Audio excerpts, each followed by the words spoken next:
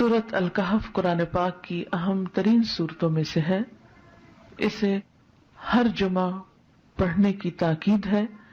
جو شخص اسے ہر جمعہ کے روز پڑھے اس کے بارے میں نبی صلی اللہ علیہ وسلم نے فرمایا کہ جو جمعہ کے دن اس کی تلاوت کرے گا تو آئندہ جمعے تک اس کے لیے ایک خاص نور کی روشنی رہے گی، یعنی اللہ تعالیٰ اسے اپنی طرف سے ایک خاص روشنی عطا کریں گے.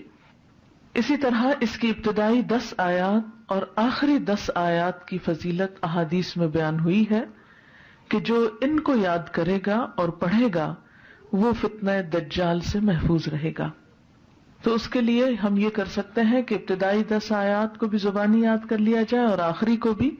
تو دن کی کسی نماز میں اگر ان کو پڑھ لیا جائے تو اس طرح انشاءاللہ وہ فضیلت جو اس کی حاصل ہو سکتی ہے وہ ہو جائے گی.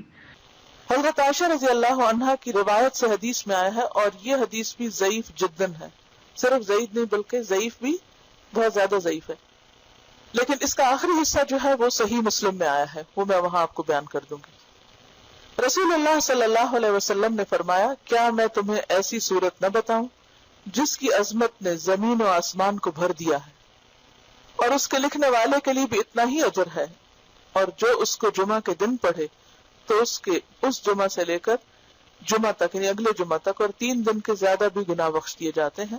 اور جو آدمی سوتے وقت اس کی آخری 5 آیتیں پڑھے تو وہ رات کے جس حصے میں بھی اٹھنا چاہے گا اللہ اسے اٹھائے گا.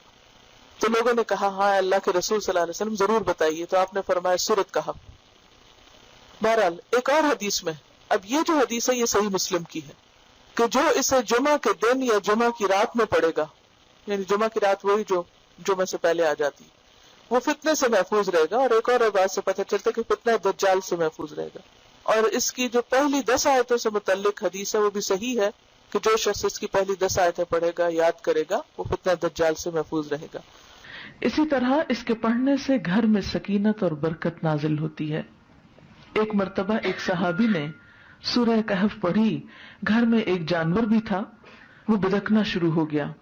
انہوں نے غور سے دیکھا کہ کیا بات ہے، یعنی میں قرآن پڑھ رہا ہوں اور قرآن پڑھنے سے تو ظاہر ہے سکون نازل ہوتا ہے، یہ جانور کو کیا ہو گیا جو اچھل کود کر رہا ہے.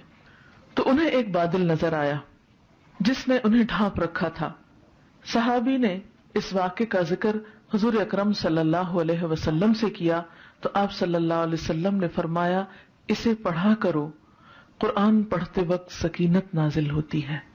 ہمارے گھرانوں میں سکون کیوں نہیں رہا؟